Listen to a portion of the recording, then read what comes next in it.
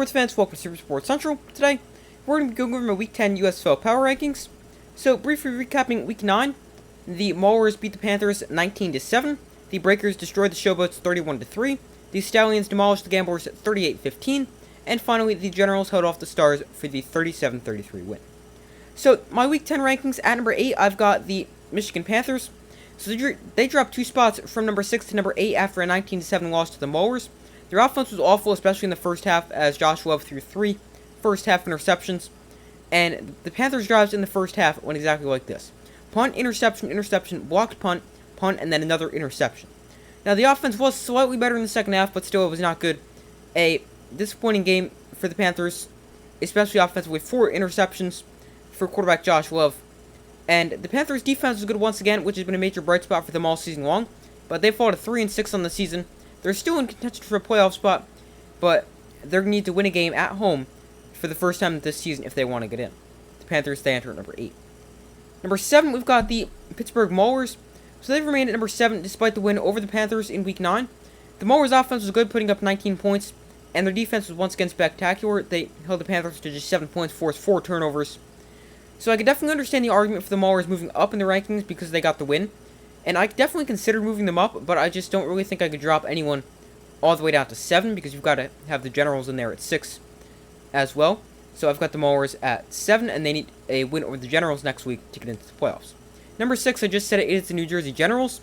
So they move up from number 8 to number 6, and they actually won what was probably game of the year. Their offense was great. They put up 37 points, which is their high for last season or this season.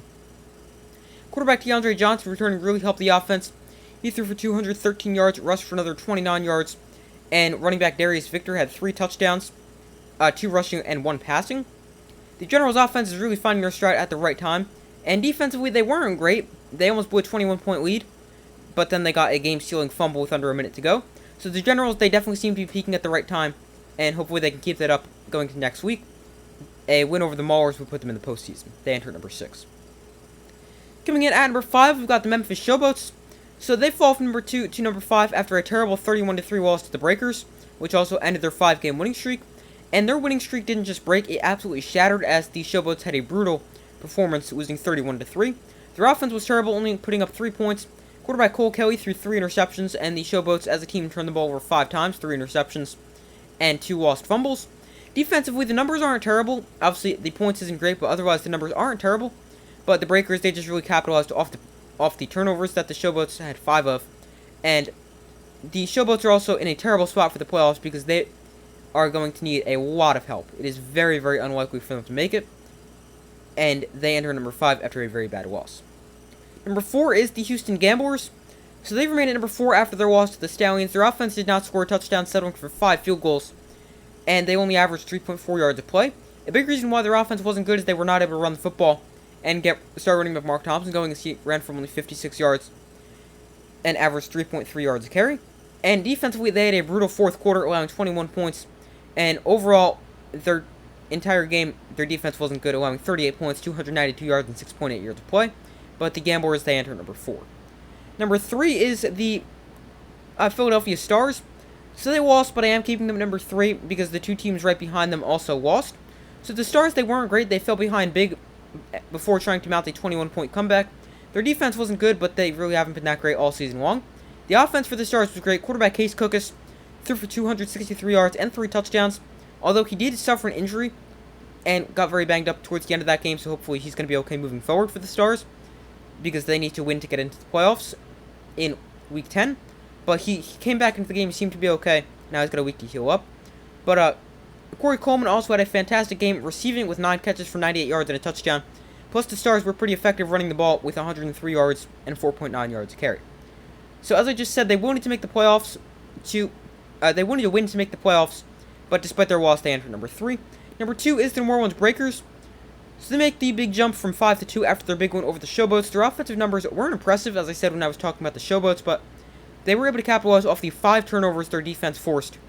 And speaking of their defense, they were tremendous, allowing only 3 points, forcing 5 turnovers, and also getting a defensive touchdown. So if it was just the defense playing against the Showboats, they still would have won 7-3 because of their defensive touchdown.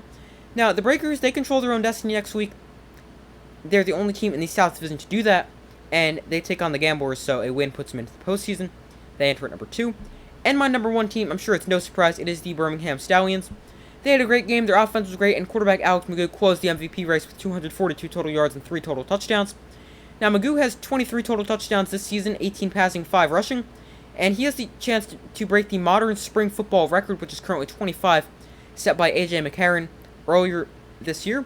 Now, Magoo wasn't the only good thing for the Stallions this week, as they had a tremendous defensive performance, forcing 5 field goals, and their run defense, which has been a weakness for their defense for the entirety of the season, they held the Gamblers to just 3.3 yards a carry. So those are my Week 10 USFL Power Rankings. Thank you guys for watching. Make sure to like, subscribe, comment, turn notifications so much after upcoming videos. I do my best as often as possible. Let me know in the comments if you agree with my predictions, disagree, and why. I'd love to hear your thoughts, but thank you guys for watching. Make sure to like, subscribe, comment, turn notifications so much after upcoming videos. I do my best as often as possible, and I will see you in the next video.